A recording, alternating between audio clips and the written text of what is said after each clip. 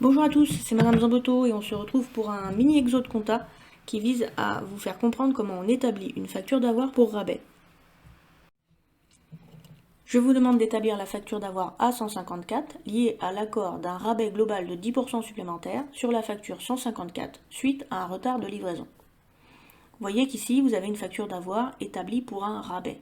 On a vu le cas tout à l'heure d'une facture d'avoir établie pour un retour, donc c'est le cas où le client retourne une partie des marchandises qui lui ont été facturées.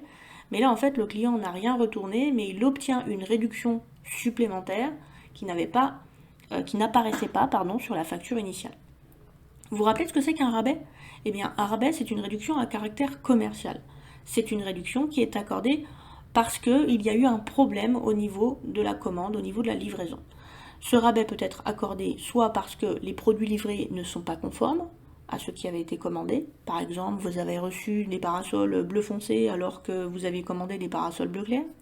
Soit parce qu'il y avait un défaut dans les produits livrés, vous décidez de les conserver moyennant l'obtention d'un rabais. Soit parce qu'il y a eu un retard de livraison. Dans tous les cas, le point commun, c'est qu'il y a eu un problème lors de l'exécution de la commande. Voyons maintenant comment établir cette facture.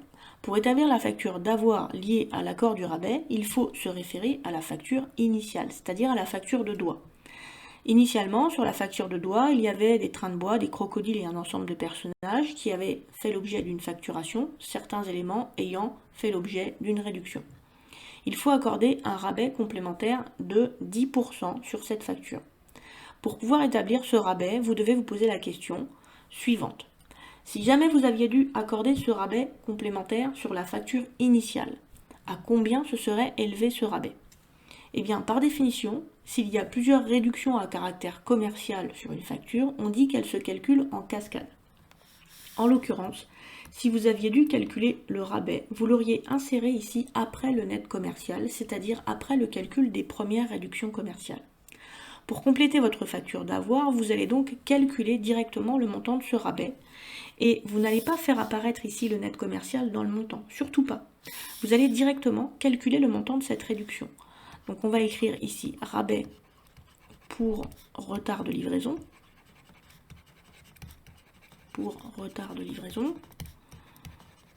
Et on met du coup 10%. Mais 10% de quoi? Eh bien c'est 10% du net commercial de la première facture. Donc 10% multiplié par 4555,20. Ce qui me donne du coup 455,52, si je ne me trompe pas, je fais ça de tête. Et du coup, ça, c'est votre rabais. Mais c'est un rabais ici hors taxe. Et en l'occurrence, lorsque vous accordez une réduction à un client, il faut tenir compte du fait que vous lui aviez au départ collecté de la TVA. Donc il va falloir réduire le montant de la TVA collectée. Donc vous allez de fait calculer le montant de la TVA sur ce rabais, que vous allez lui rembourser également, TVA à 20%. On va donc faire 455,52, je le fais en même temps que vous, fois 20%, fois 0,2, ça nous donne 91,104. 91,104, j'arrondis à deux chiffres après la virgule, ça me donne 91,10.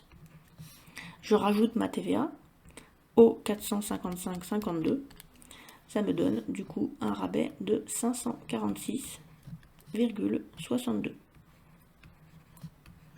Et le montant qui apparaît ici, puisque je suis en train de rembourser le client, je l'appelle un net à déduire ou un net en votre faveur. Et je précise bien que c'est un net à déduire, TTC, toute taxe comprise. Ok, voilà pour le rabais. Donc attention, hein, le principe c'est de bien vous demander si j'avais accordé ce rabais sur la facture initiale, à combien se serait-il élevé, sur quel montant je l'aurais calculé. Et la première ligne que vous mettez ici doit obligatoirement faire apparaître ce rabais. Le risque pour vous, et que je vois dans la plupart des erreurs, c'est que vous essayez de rembourser 90% au client au lieu de rembourser 10%. Alors attention hein, sur les rabais, ici j'ai pris une facture assez simple au départ. S'il y a un rabais qui est accordé sur une facture sur laquelle il y avait un escompte, bah, vous insérez le rabais entre le net commercial et l'escompte hein, pour le calculer. Et ensuite il faut tenir compte de l'escompte, mais bien sûr on ne tient pas compte des frais de port s'il y en avait dans la facture initiale. Il y aura d'autres applications un petit peu plus compliquées où je vous en ferai apparaître. C'est déjà terminé pour cette vidéo sur les factures d'avoir. On se retrouve très rapidement pour une nouvelle vidéo dans laquelle je vais aborder les factures d'avoir pour ristourne avec le calcul d'une ristourne par tranche. À bientôt!